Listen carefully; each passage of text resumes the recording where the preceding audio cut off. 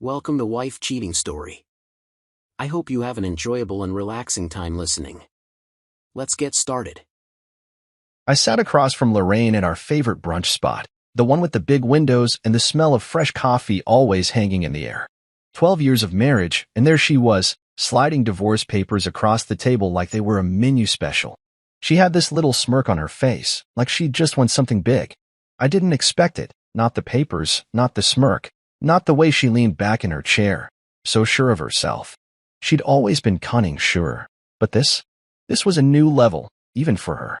The sunlight caught her blonde hair as she sipped her mimosa, acting like nothing was wrong. Next to her sat Carter, her new guy, all muscles and a shiny watch he kept tilting so everyone could see it. He grinned at me, like he was in on some joke I didn't get yet. The papers sat there between us, crisp and white, a neat little stack that spelled out the end. I didn't pick them up right away. I just stared at them, then at her, trying to figure out when she'd turned into this person.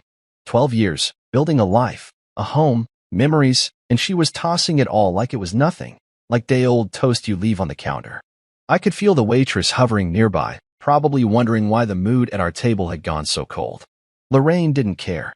She just kept that smirk, waiting for me to react, maybe hoping I'd yell or beg or make a scene. But I didn't. I wasn't going to give her that. "You're really doing this here?" I asked, keeping my voice low steady. The clatter of plates and chatter from other tables filled the silence she left. She shrugged, like it was no big deal, and said, "It's as good a place as any, Miles." Miles. She hadn't called me that in years. Usually it was honey or babe, back when things were softer between us. Now it was Miles, like I was just some guy she used to know. Carter chuckled, flexing his arm a little as he reached for his coffee, showing off like that made him better than me. I wanted to knock that stupid watch off his wrist, but I didn't move. I just sat there, letting it sink in. The papers had her signature already, bold and loopy, the way she always signed things. She'd planned this, probably for weeks, maybe months. I thought about the last few years, how she'd started staying out later, how she'd stopped asking about my day, how she'd roll her eyes when I talked about work. I chalked it up to stress, to us drifting a little. But this wasn't drifting. This was her jumping ship, and Carter was the lifeboat she'd picked. I wondered what he had that I didn't. Money? Looks? A louder laugh? Whatever it was, she thought it was enough to replace what we'd built. I picked up the pin the waitress had left with the bill. Lorraine's eyes flicked to it, and her smirk grew, like she'd won already. She probably thought I'd fight, drag this out, give her the messy divorce she could brag about to her friends. But I wasn't in the mood for her games. I signed the receipt for brunch. Pancakes, eggs, her mimosa, the whole stupid meal, and slid it back across the table. "See you in court," I said, looking right at her.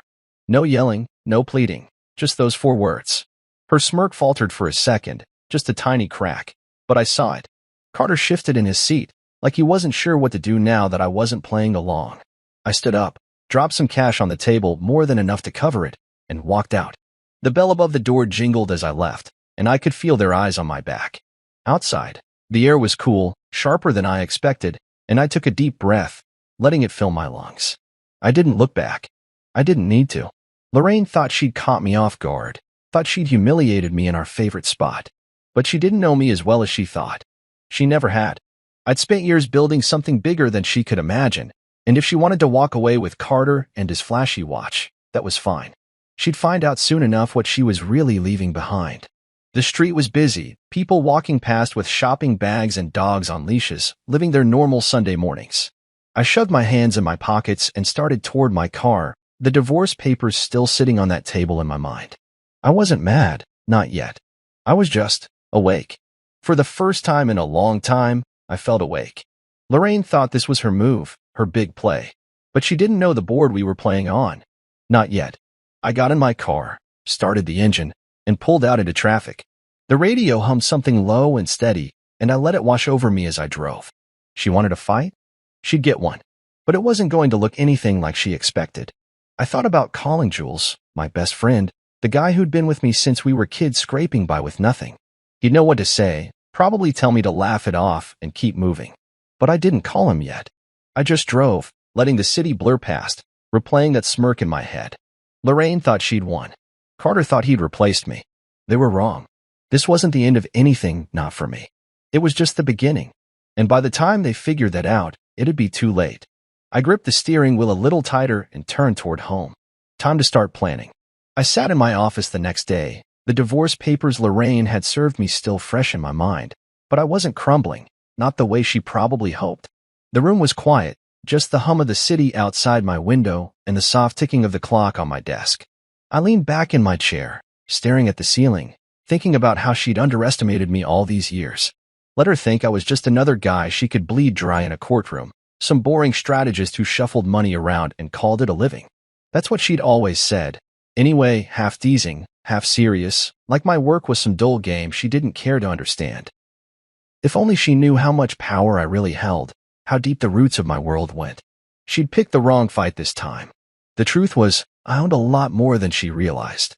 Years ago, back when we were still happy, or at least pretending to be, I'd quietly bought Winston & Bright LLP, the law firm she'd hired to tear me apart. It wasn't some big, dramatic takeover you'd see in a movie. I did it through a shell company tied to my family's trust, a move so under the radar even Jules had raised an eyebrow when I told him. Why a law firm? He'd asked, leaning against my desk with that grin of his. Because power isn't always loud, I'd said. And I meant it. I never bragged about money or flashed it around like Carter did with that ridiculous watch. I didn't need to. The kind of wealth I had didn't shout, it whispered, and it got things done. Lorraine had no idea. She'd strutted into that brunch spot yesterday, so smug, thinking she'd hired the best firm in the city to bury me. Winston & Bright wasn't just any firm. They were sharks, known for their scorched earth tactics, the kind of lawyers who dig up every receipt and old email to make you look like a monster. She probably thought it was perfect, a way to twist the knife and walk away with half of everything. What she didn't know, what she couldn't know, was that every move they made, every strategy they cooked up, was happening under my roof. I owned them. The junior associate she'd probably charmed into taking her case? He worked for me. The fancy office she'd visited to sign the retainer? Mine. It was almost funny if it didn't sting so much. I picked up the phone and dialed Jules. He answered on the second ring, his voice easy like always. Hey, man, you holding up after yesterday? He asked. I could hear the clink of a coffee mug in the background. He was probably at his place, feet up, already digging into the day. Yeah, I said, keeping it simple. She hired Winston & Bright. There was a pause, then a low whistle. No kidding? You're firm. I could hear the grin in his voice now, and it made me smile despite everything. Yep, my firm. He laughed, short and sharp. She's got no clue, does she? I leaned forward, resting my elbows on the desk. Not yet, but she will. We talked for a while, tossing ideas back and forth. Jules was my COO, the guy who kept the gears turning at the holding company I'd built from nothing. He knew the business inside out, knew every asset, every shadow move I'd made to grow it quietly over the years. The trust, the shell companies, the offshore accounts, he'd helped me set it all up, piece by piece. Lorraine thought I was just a guy with a decent job, maybe a few investments. She didn't know about the millions tucked away, the properties, the stakes in firms like Winston & Bright. I'd kept it that way on purpose. Flashy guys like Carter showed off because they had to prove something. Me? I didn't need to prove anything to anyone. I hung up with Jules and pulled out the file on Winston & Bright. It wasn't thick, just a few pages detailing the acquisition, the ownership structure, the legal cover I'd put in place to keep my name off the public records. I bought it 5 years ago, back when Lorraine was still talking about starting a family, before things started to sour. The firm had been a smart move then, a way to diversify, to have a foothold in the legal world. Now it was a weapon, one she'd handed me without even realizing it. I flipped through the pages, my fingers brushing the edges, and felt a strange calm settle over me. She wanted to play dirty? Fine. I'd play smarter. The phone buzzed again. Elias Ward, my attorney. Miles, he said when I picked up, his voice all business. I got the heads up from Jules. Winston & Bright, huh? I nodded, even though he couldn't see me. Yeah, she thinks she's got me cornered. Elias chuckled, dry and quick. She's in for a surprise. You want me to pull the plug now, or wait for court? I thought about it, picturing Lorraine's smirk again, the way she'd tossed her hair like she'd already won. Wait, I said. Let her walk in thinking she's got it all figured out. Then we drop it. He didn't argue. Elias was sharp, the kind of lawyer who didn't waste words. Got it. See you at the courthouse. I hung up and leaned back again, the city skyline stretching out beyond the glass. Lorraine thought this divorce was her chance to take me down, to walk away with everything I'd built. She didn't know the half of it, literally. The money she thought she'd get her hands on? That was just the surface, the stuff I let her see. The real wealth, the real power, was locked away where she'd never find it. And Winston and Bright? That was just the start. I closed the file, slid it back into the drawer, and locked it. Let her come at me with her lawyers and her new boyfriend. Let her think she was in control. I'd been building this empire for years, quiet and steady, and I wasn't about to let her, or anyone, tear it down. I woke up on court day with the kind of calm you feel before a storm hits, quiet, heavy, like the air knows something's coming. The divorce hearing was in a few hours, and I could already picture Lorraine strutting in, all polished and ready to take me apart. I got out of bed, the hardwood floor cold under my feet, and went through the motions. Shower, coffee, suit. Nothing fancy, just a charcoal jacket and pants, the kind I'd worn 100 times to meetings. I didn't need to show off, not today, not ever. This wasn't about looking good. It was about being ready. I stood in front of the mirror, adjusting my tie, and thought about how she'd probably spend hours picking her outfit, something sharp and expensive to match Carter's flashy style. That was her game. Mine was different. I grabbed my keys and headed out, the morning sun just starting to cut through the haze over the city. Jules was waiting for me at the courthouse. He'd texted earlier, saying he'd meet me there, no questions asked. That's how he was, always there when it mattered, no fuss. I drove in silence, no radio, just my thoughts bouncing around. I wasn't nervous, not exactly. I'd been in tough spots before, built my whole life from nothing, and this wasn't going to break me. Lorraine thought she had the upper hand with her fancy lawyers and her new boyfriend hanging off her arm like some trophy. She didn't know what I had waiting for her. When I pulled up to the courthouse, Jules was already there, leaning against a pillar outside, hands in his pockets. He grinned when he saw me, that easy smile that hadn't changed since we were kids. Looking sharp, Miles, he said, falling into step beside me as we headed up the steps. You ready to watch her squirm? I nodded, keeping my face steady. Yeah, let's just get it done. He clapped me on the shoulder, and we walked inside, the echo of our shoes on the marble floor mixing with the low hum of voices. The place smelled like old wood and paper, the kind of smell that sticks to you. People moved around us, lawyers with briefcases, clerks shuffling files, regular folks looking lost. I kept my eyes forward, focused. We found our courtroom, and I saw Lorraine before she saw me. She was standing near the front, wearing a sleek black power suit that probably cost more than my car payment. Carter was next to her, all broad shoulders and a grin that said he thought he'd already won. He had his arm around her waist, possessive, like she was his prize. She didn't even glance my way when I walked in, just tossed her hair and laughed at something he said, her voice cutting through the room. I felt a flicker of something. Anger, maybe, or just irritation, but I pushed it down. This wasn't the time. I took my seat on the defendant's side, Jules sliding in beside me, still grinning like he knew something she didn't. He did. We both did. Elias showed up a minute later, his suit crisp, his face all business. He set his briefcase on the table and started flipping through papers, barely looking up. Morning, he said, voice low. They're cocky. Good. Makes this easier. I nodded, watching him work.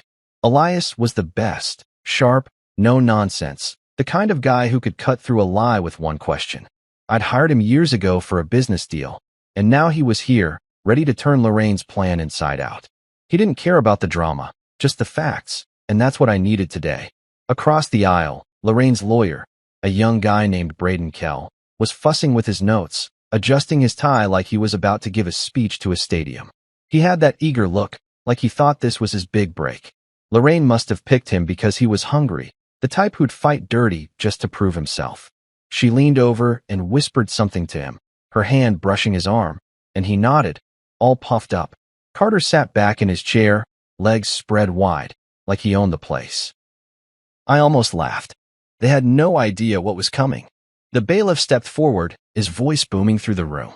All rise for the Honorable Judge Miriam Calloway. Everyone stood, the rustle of clothes and papers filling the space. I straightened up, hands at my sides, watching as the judge walked in. She was older, maybe 60, with steel gray hair pulled back tight and eyes that didn't miss a thing. She sat down, adjusted her glasses, and nodded at the bailiff. Be seated, she said, her voice firm, no room for nonsense. We all sat, and I felt Jules nudge me under the table, his grin still there. This was it. Judge Calloway looked over her papers, then up at the room. Case number 4721, Caldwell versus Knox, she said, her tone flat. Counsel, please identify yourselves. Elias stood first, buttoning his jacket. Elias Ward, representing Miles Knox, Your Honor. He sat back down, smooth and quick. Braden popped up next, flashing a smile that was too big for the room. Braden Kell, representing Lorraine Caldwell, Your Honor, with Winston and Bright LLP. He sat down, looking pleased with himself, like saying the firm's name was enough to win. I glanced at Lorraine. She was staring straight ahead, that smirk from brunch still lingering on her lips. Carter shifted beside her, checking his watch again, probably thinking this would be over fast. They thought they had me pinned, me, the boring husband who'd let her walk all over him for years. I leaned back in my chair, keeping my face blank. The courtroom felt smaller now, the air thicker, like everyone was holding their breath for what came next. Judge Calloway tapped her pen once, twice, then set it down. She looked at me, then at Braden, then back at me. I met her eyes and waited. This was my moment, and I wasn't going to blink. The courtroom was buzzing with that low hum you get when everyone's waiting for something to happen, but they don't know what. I sat there, hands resting on the table, watching Lorraine across the aisle. She was leaning toward Braden, whispering something, her fingers tapping the edge of her chair like she couldn't wait to get this over with. Carter sat next to her, slouched back, one arm draped over the seat like he was at a ball game, not a divorce hearing. I could feel Jules beside me, his energy all coiled up, ready to see this play out. Elias was still flipping through his papers, calm as ever, like he'd done this 1,000 times. He had. But this time was different. This time, I had the ace up my sleeve. Braden stood up, smoothing his jacket, that cocky grin plastered on his face. Your Honor, he started, his voice loud, like he wanted the whole room to hear how sure he was. I'm here today representing Lorraine Caldwell in what we believe is a straightforward case. My client has endured years of emotional neglect from Mr. Knox, a man who prioritized his work over their marriage. We're seeking a fair division of assets, including half of his reported income and properties, as well as spousal support to ensure Mrs. Caldwell can maintain the lifestyle she's accustomed to. He paused, glancing at Lorraine like she'd coached him on that line. She nodded, her smirk growing, and Carter gave a little snort, like it was all so obvious. I didn't move, didn't flinch. Just watched him lay out his opening, piling up words like they were bricks in a wall he thought I couldn't climb. Emotional neglect, funny how she spun that one. I'd spent years keeping our life steady, paying the bills, building something solid, while she'd started drifting, chasing whatever caught her eye. Now it was Carter, with his gym muscles and that watch he kept flashing. Braden kept going, tossing out numbers, my salary, the house, some savings account she'd dug up, like he'd already won. I let him talk. The more he said, the better this was going to feel. Then Judge Calloway raised her hand, just a small lift, but it stopped Braden mid-sentence. He froze, mouth half open, like a kid caught talking in class. The room went dead quiet, every eye on her. She adjusted her glasses, peering over them at me, then at Braden, then back at me again. I met her gaze, steady, not giving anything away. She tapped her pen once on the desk, the sound sharp in the silence, and leaned forward. Mr. Knox, she said, her voice cutting through the air like a blade. As the registered majority owner of Winston and Bright LLP, would you like to proceed with allowing this representation to continue? It was like someone dropped a bomb in the room, and the blast just hung there, silent and heavy. Braden's face went slack, his papers slipping a little in his hands. Lorraine's head snapped toward me, her smirk gone, replaced by wide eyes and a mouth that couldn't decide whether to close or drop open more. Carter sat up straight, blinking fast, and muttered, Wait, what? Does that mean they're disqualified or something? His voice sounded small, confused, like he'd wandered into the wrong movie. Jules nudged me under the table, and I could feel his grin without even looking. Elias didn't react, just kept his eyes on his notes, but I saw the tiniest twitch at the corner of his mouth. I leaned forward, resting my forearms on the table, and looked right at Judge Calloway. No, Your Honor, I said, keeping my voice even, calm. I'd like to withdraw their representation. Effective immediately. The words landed like stones, solid and final. Braden made a choking sound, like he'd swallowed his own tongue, and Lorraine shot up from her chair, her hands slamming down on the table. What? She yelled, loud enough that the bailiff took a step forward. That's not, he can't do that. Her face was red now, all that polished confidence cracking apart. Judge Calloway didn't blink.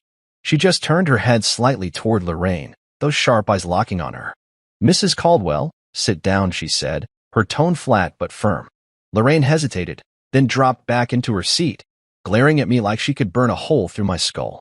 Braden was flipping through his notes now, frantic, muttering something under his breath.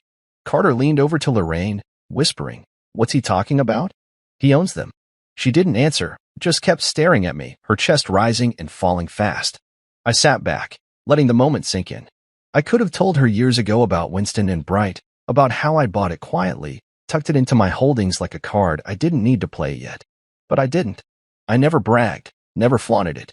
She thought I was just some guy who moved money around, boring and predictable.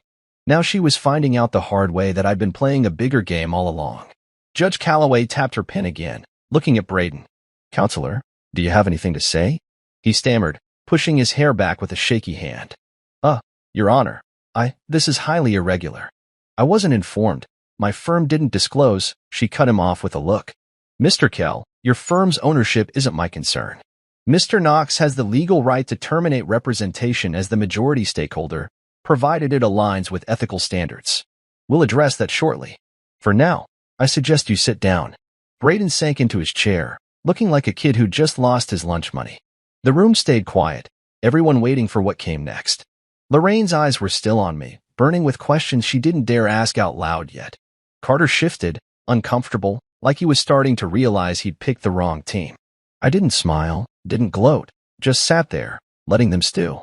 This was the moment I'd waited for, the one I'd set up years ago without even knowing it had come to this. She'd walked in thinking she'd destroy me, but I'd already turned her weapon into mine. And we weren't done yet. The courtroom felt like it was holding its breath after Judge Calloway's words settled over us. I sat there, hands folded on the table, watching Lorraine unravel across the aisle. She'd shot up again, ignoring the judge's order to sit, her voice shrill as she pointed at me. "This isn't legal. He's sabotaging me. You can't just let him do this." Her hair was slipping out of its perfect twist, strands falling around her face, and her hands were shaking. Braden grabbed at her arm, trying to pull her back down, his face pale and sweaty. "Lorraine, please," he hissed, but she yanked away, glaring at me like I'd set her whole world on fire. Maybe I had. Carter just sat there, blinking, his big shoulders slumped like he didn't know what to do with himself. "Babe, what's happening?" he mumbled, loud enough for me to hear.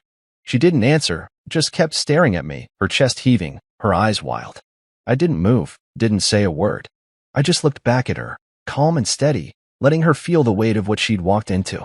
Judge Calloway cleared her throat, sharp and loud, and Lorraine finally dropped back into her seat, but her glare never left me. The judge adjusted her glasses and turned to Braden. "Mr. Kell, I assume you have an explanation for why your client seems so surprised by this."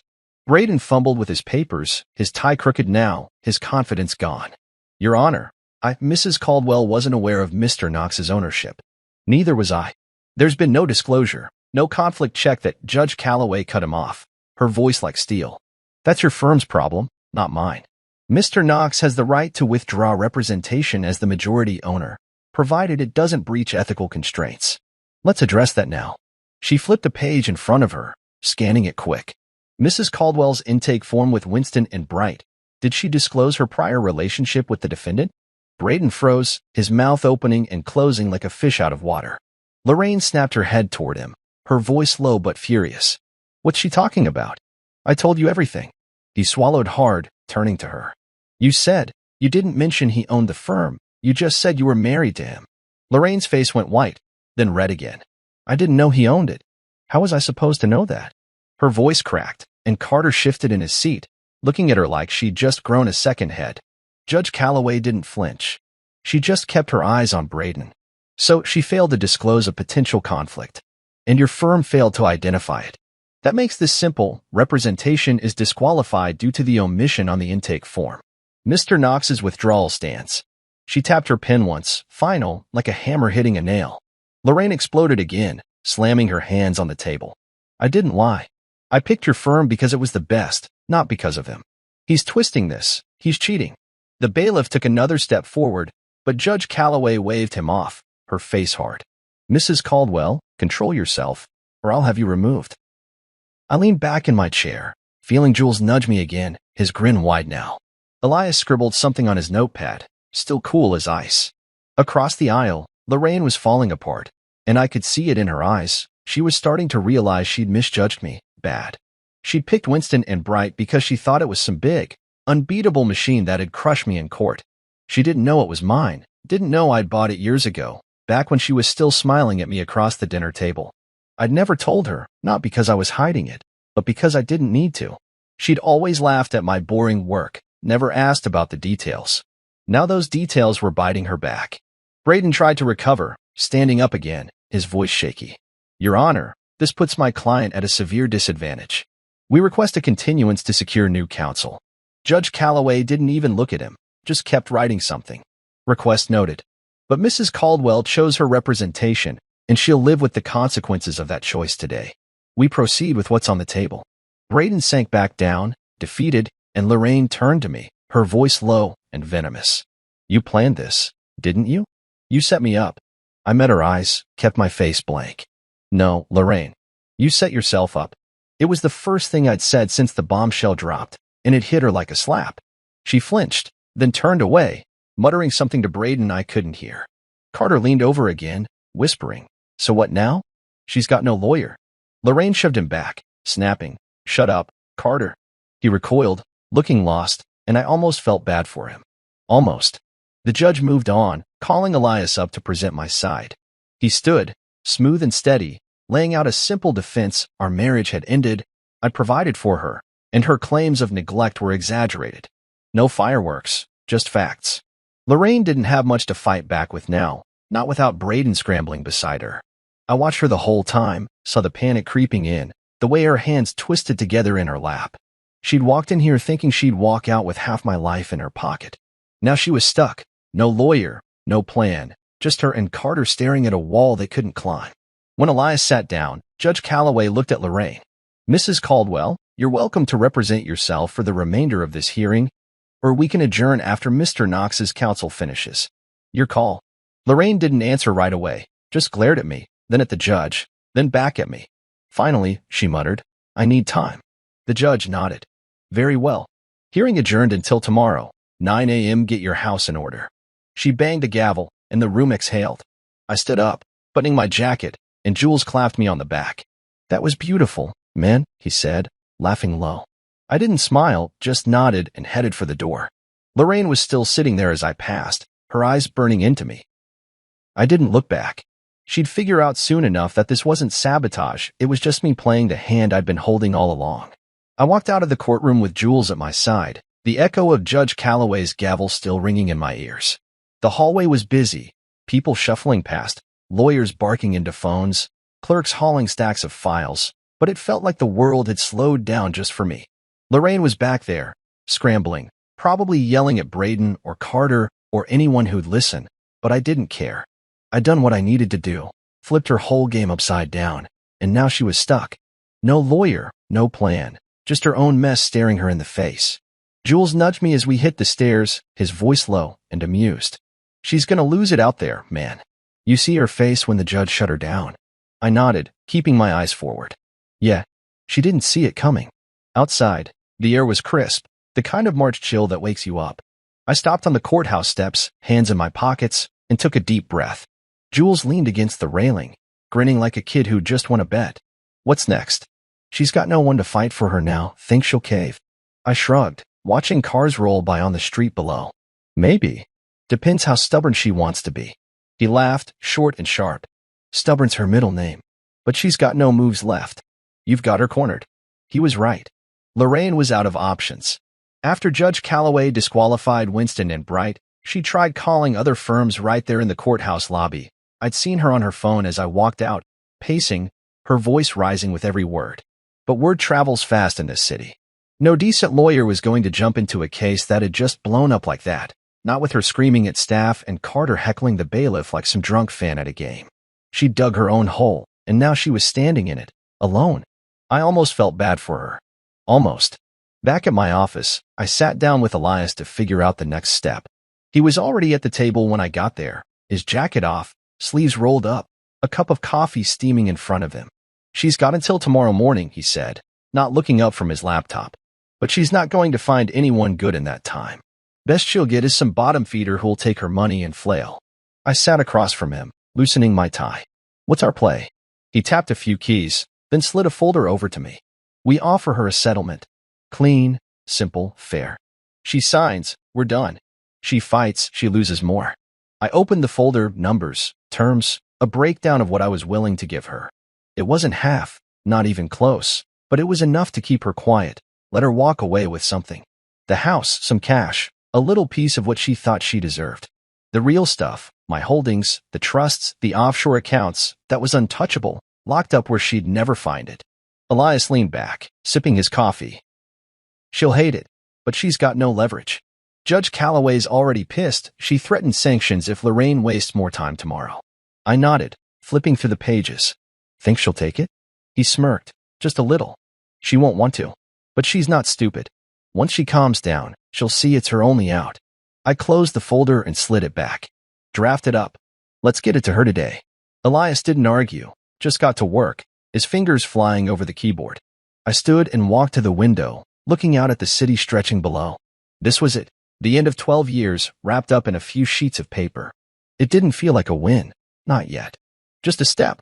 Later that afternoon, Elias sent the settlement offer to Lorraine's email, her personal one, since she didn't have a lawyer to handle it now. I pictured her opening it, sitting in that big house we used to share, Carter probably hovering nearby, confused and useless. She'd read it, fume, maybe throw something. But she'd have to face reality eventually. I wasn't budging, and she didn't have the firepower to make me. By evening, I got a call from Elias. She responded, he said, his voice flat.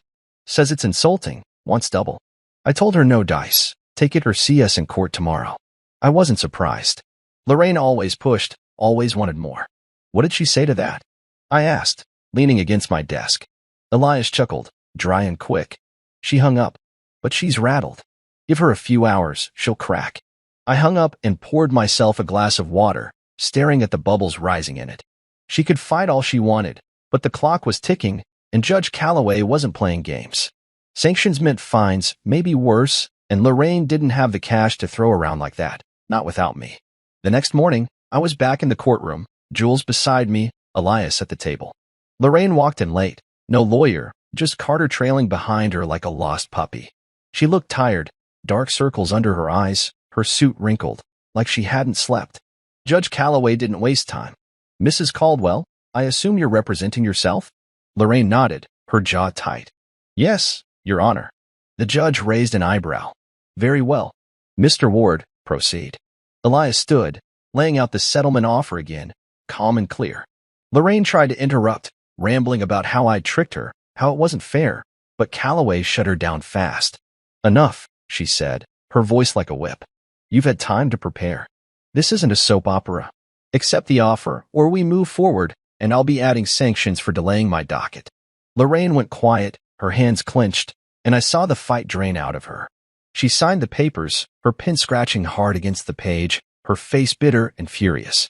Carter walked out before she did, not even waiting. I watched her go, the door swinging shut behind her. It was over. She'd lost, and she knew it. I didn't feel like cheering. Just stood there, letting it sink in. She'd come at me with everything she had, and I'd turned it all back on her. Now she was gone, and I was still standing. I left the courthouse that morning with the settlement signed and Lorraine out of my life for good. The air outside felt lighter, like the weight of the last few months had finally lifted off my shoulders. Jules walked beside me, hands in his pockets, whistling some tune I didn't recognize. You did it, man, he said, glancing at me with that grin of his. She's gone, and you're still standing. How's it feel? I shrugged, stepping down onto the sidewalk. Doesn't feel like much yet. Just done. He nodded, like he got it, and we headed to my car in silence. The city hummed around us, horns honking, people rushing by, but I was in my own head, replaying the last few days, the look on Lorraine's face when she signed those papers, bitter and beaten. Back at my office, I shut the door and sat at my desk, the quiet wrapping around me like a blanket.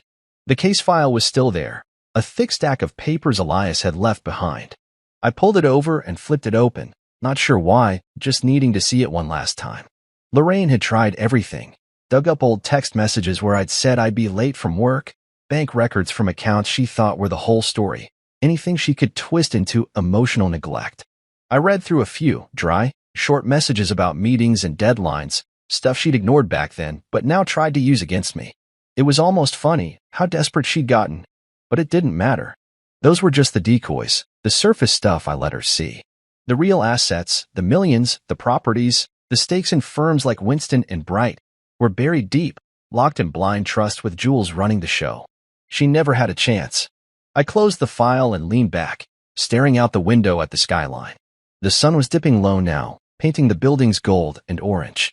I thought about how she'd walked in with Carter, so sure she'd take me down, and walked out alone, her boyfriend bailing the second it got hard. That's who she'd picked over me, some guy who couldn't even stick around when the going got tough. I didn't feel angry, though. Not anymore. I just felt free. Like I'd been carrying something heavy for years and finally set it down. Lorraine thought she knew me, thought I was just a boring guy who'd let her walk away with everything. She didn't know half of it, and now she never would. My phone buzzed on the desk, pulling me out of my thoughts. A text from Lorraine. Just one line. How long have you owned them? I stared at it, the words glowing on the screen, her voice practically jumping out of them. She meant Winston and Bright, of course. She was still reeling, still trying to figure out how I'd pulled it off. I could have answered. Told her I'd bought it 5 years ago, back when she was still pretending we had a future, back when I was building something bigger than she could imagine. But I didn't. I set the phone down, face up, and let it sit there, unanswered. She didn't deserve an explanation. She'd made her choices, and I'd made mine. I got up and poured myself a glass of water from the pitcher on the shelf, the coolness of it steadying me. The office was empty now. Jules had gone home. Elias was off doing whatever lawyers do after a win. It was just me and the hum of the building, the faint sounds of traffic filtering out from the street. I walked back to the window, glass in hand, and thought about what came next. This wasn't a victory lap. I didn't need to gloat or throw a party. That wasn't me. Lorraine had come at me with everything she had, and I'd turned it back on her without breaking a sweat. That was enough. I sipped the water, letting it roll down my throat, and remembered the early days with her, back when we were young, broke, figuring it out. She'd been different then, softer, laughing at my dumb jokes, curling up next to me on that ratty couch we'd found on the curb. Somewhere along the way, she'd changed, or maybe I just stopped seeing her clearly. Either way, it was over now. The divorce was final, the settlement locked in, and she was out of my life. I didn't need to look back, didn't need to wonder what could have been. I'd built something solid, something mine, and she couldn't touch it. The phone buzzed again, another message from her.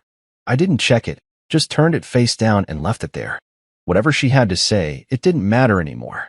I finished the water and set the glass on the desk, then grabbed my jacket. The day was done, and I was ready to go home, not to the house we'd shared, but to the apartment I'd moved into a few months back, small and simple, just mine. I locked the office door behind me and took the elevator down, the soft ding of each floor marking the end of something. Out on the street, the air was cooler now, the city settling into night. I walked to my car, hands in my pockets, feeling lighter than I had in months. Lorraine's question echoed in my head. How long have you owned them? But I pushed it away. She'd find out eventually, maybe dig around and piece it together, but by then it'd be too late. I'd already moved on. The engine purred when I started the car, and I pulled out into traffic, the lights blurring past. This wasn't the end of my story, just the end of hers in it. And that was fine by me. I woke up the next morning in my new apartment, the sunlight slipping through the blinds and hitting the bare walls. It wasn't much, just a one-bedroom place with a small kitchen and a view of the street, but it was mine, and that felt good.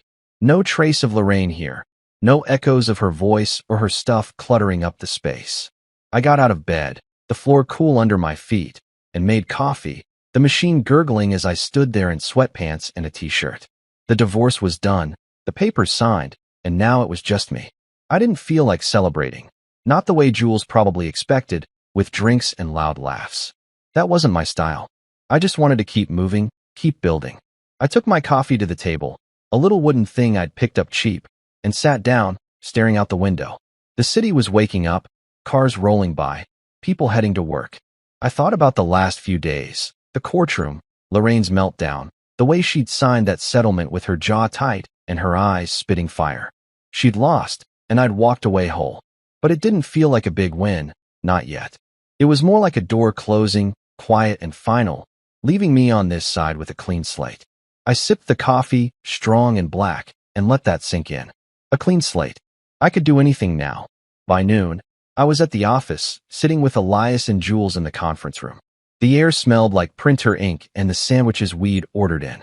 Elias was still riding the high of the hearing, his tie loosened, a rare smile tugging at his face.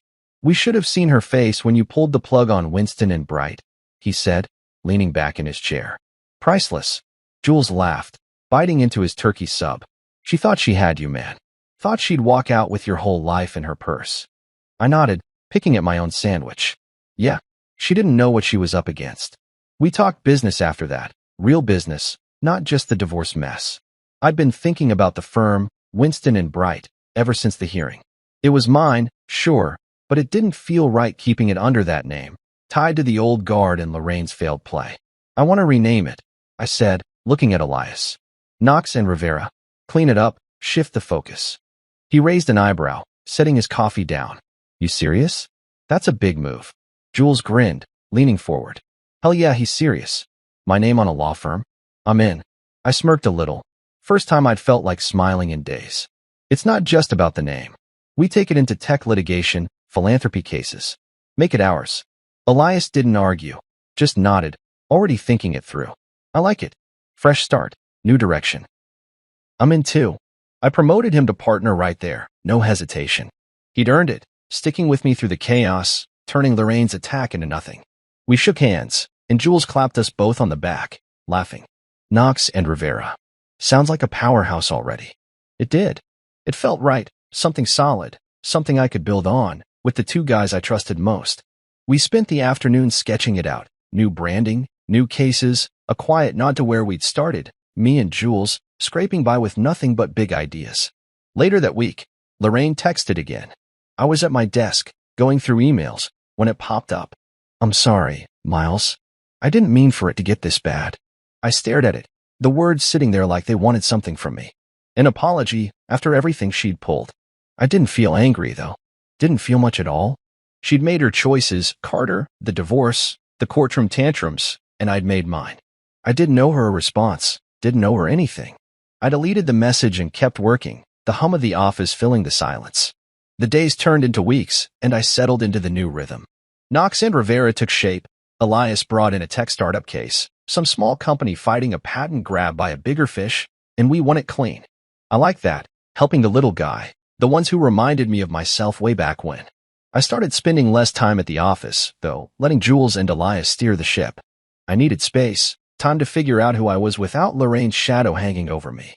I wasn't hiding, not like before, when I kept my wealth quiet to avoid the spotlight. I was just shifting. One night, I was at the apartment, cooking dinner, nothing fancy, just chicken and rice in a pan. The smell filled the place, warm and simple, and I realized I hadn't cooked like this in years. Lorraine always wanted takeout or restaurants, something to show off. This was better. I ate at the table, the TV off, just me and the quiet. It hit me then. I wasn't mad at her anymore. She tried to take me down, and I'd come out stronger. Not because I'd beaten her, but because I'd let her go. I didn't need to prove anything, didn't need her approval or her regret. I was done. I cleaned up, the clink of dishes in the sink grounding me, and looked around the place. Bare walls, a few boxes still unpacked, but it was starting to feel like home. I didn't need much, just enough to keep going. The firm was growing, my life was mine again, and Lorraine was a memory fading fast. I turned off the lights and headed to bed, the city buzzing outside. This was the rebuild, slow and steady, and I was good with that. I stood on the porch of the lake house I'd bought upstate, the early morning air cool and sharp against my skin. It was a few months after the divorce, and the city felt like a lifetime ago. The water stretched out in front of me, flat and quiet, reflecting the trees turning red and gold. I'd found this place on a whim. A small, weathered cabin with a dock and a view that made you forget the noise of everything else. It wasn't fancy, nothing like the big house Lorraine and I used to share, but that's why I liked it. No pretension, no ghosts. Just me and the stillness. I sipped my coffee, the mug warm in my hands, and let the peace settle in. This was the real win.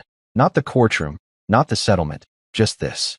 The weeks after the hearing had blurred together, setting up Knox and Rivera, tying up loose ends, moving on. I'd started coming up here on weekends, then stretching it into days at a time. I'd unpack a little more each trip, some books, a chair, a frying pan, and it was starting to feel like mine. I'd even learned to cook again, real stuff, not just the quick meals I'd thrown together in the apartment. Last night, I'd made a stew, chopping carrots and potatoes with a knife that had seen better days, the smell filling the cabin until it felt alive. Lorraine would have hated it. Too simple, too messy, but that didn't matter anymore. I was figuring out who I was without her, and it felt good. Back in the city, I'd started mentoring some young founders, kids with big ideas and no money, the way Jules and I used to be. I'd meet them at a coffee shop downtown, listen to their pitches, give them pointers on how to grow without getting crushed. They reminded me of myself at that age, hungry, scrappy, scared but too stubborn to quit. One guy, a wiry kid named Sam, had a plan for a tech app that could help small farmers track crops.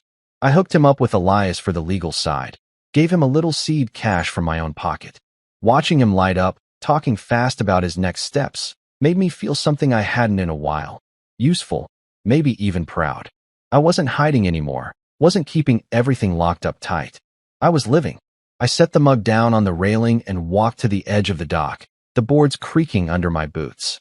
The water lapped soft against the posts, and I thought about Jules asking me that question a few weeks back. We'd been at the office, late, going over some new case files, when he'd leaned back in his chair and said, "You ever regret marrying her?" I'd paused, surprised he'd even ask. Lorraine's face flashed in my mind, her smirk at brunch, her panic in court, but it didn't sting like it used to.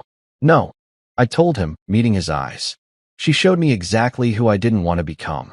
He nodded, like he got it, and we'd moved on. No big moment, just the truth. Out here, that answer felt even truer. Lorraine had pushed me, hard, and I'd come out the other side sharper, clearer. She'd wanted flash, control, a life where she could show off and feel big. I'd wanted steady, real, something I could stand on. That's why I'd built what I had, quietly, piece by piece, not for applause but for myself. She tried to take it, thinking it was hers to claim, and I'd let her think she could, right up until I shut it down. But it wasn't about beating her, not really. It was about knowing who I was, what I'd made, and holding on to it. This lake house, the firm, the kids I was helping, that was the win. Not her walking away empty-handed. I headed back inside, the screen door banging shut behind me. The cabin was small, wood walls, a stone fireplace, a couch I'd hauled up in my truck. I'd left the city chaos behind, but I wasn't running. I still went back for meetings, still checked in with Jules and Elias, but this was my anchor now. I grabbed a book off the shelf, some old novel I'd found in a used shop, and settled into the couch, the fire crackling low. The words blurred a little as I read, my mind drifting back to those early days with Lorraine, when we'd been broke and hopeful, before she'd started chasing something else. I didn't miss her, not the way I thought I might.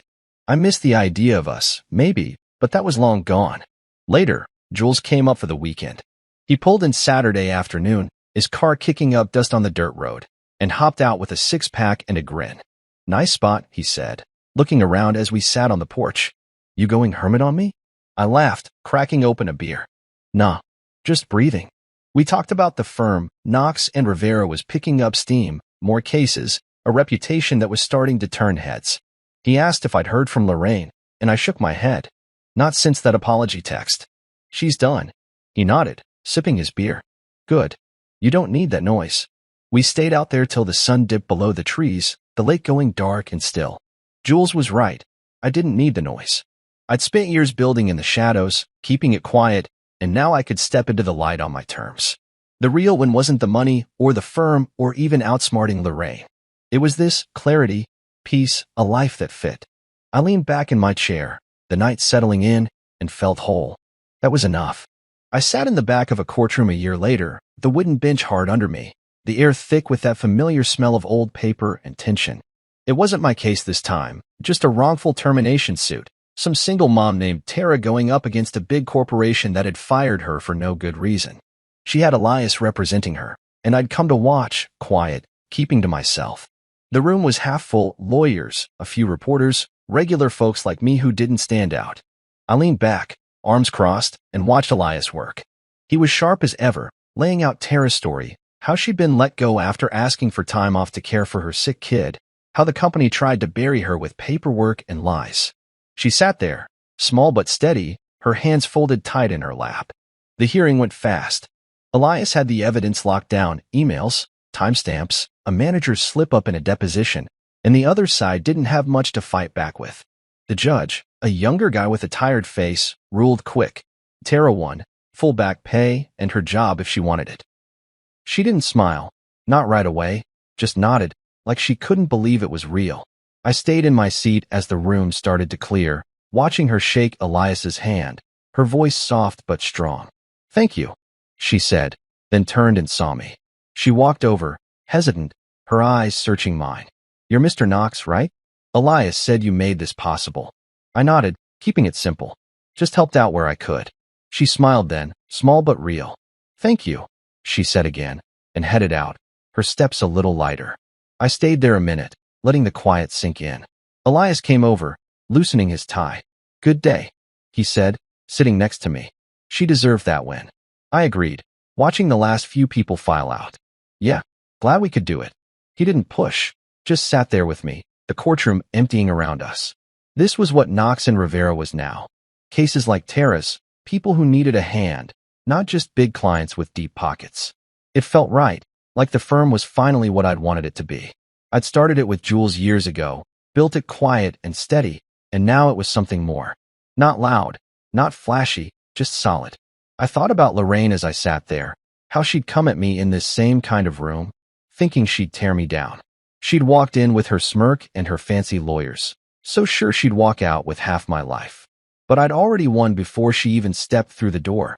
Won because I'd built something she couldn't touch, something bigger than her games. That day felt far away now, like a story that happened to someone else. I didn't hate her, didn't even think about her much. She'd faded into the background, her and Carter and all their noise, while I kept going, step by step. I left the courthouse and drove up to the lake house that night, the road dark and winding, the stars sharp overhead.